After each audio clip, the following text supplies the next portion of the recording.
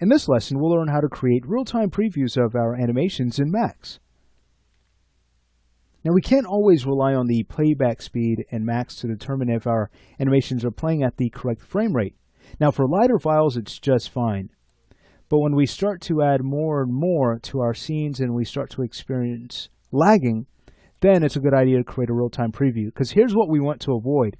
We'd hate to spend a lot of time rendering out an entire sequence only to realize that animation was off.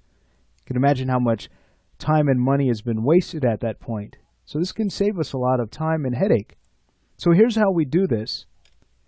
We'd simply head over to Tools and choose Views Grab Viewport. From there we can choose Create Animated Sequence File. So take a look at our properties that we can use to tell Max what should get displayed, what type of frame range we'd like to work with, our frame rate.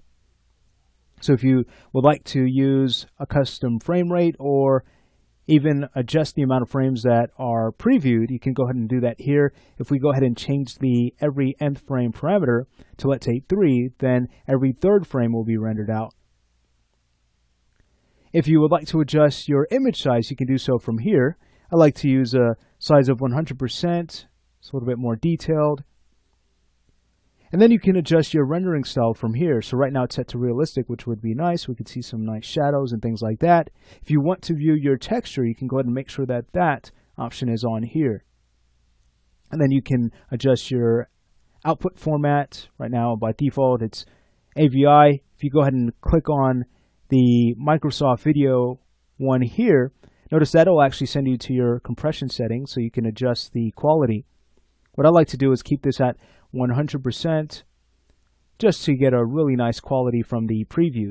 All right, so at this point we can now choose OK, and I'll pause the video, click on Create, and when I come back we'll take a look at our animation in real time. Here's our preview.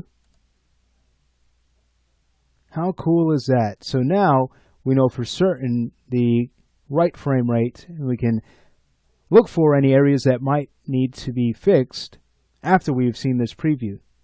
So that's really exciting, and it's great that Max gives us a tool like that to, again, save time in our production.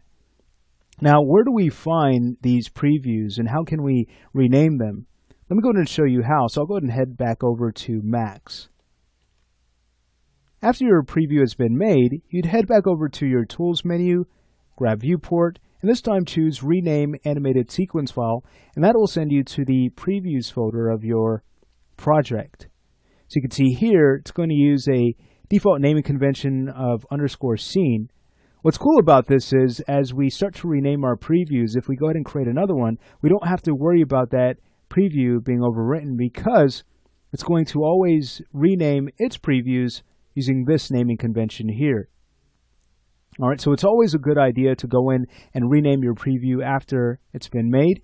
That way you can avoid having this file being overwritten by another preview. So that's a look at how we can create real-time previews in Max. Again, just to be on the safe side, we sure have learned a lot through this tutorial about animating inside of 3ds Max, how to animate along a path, how to work with its keyframing tools to just get right in and have fun without having to worry about any complex tools. We can simply just go in and start to animate and bring our characters to life. We've also learned how to cycle animation and then how to bake all of that information down to have that looped animation stop at a certain point so we can kind of change our idea and get more creative that way. So thanks for watching this tutorial, and I'll see you in the next one.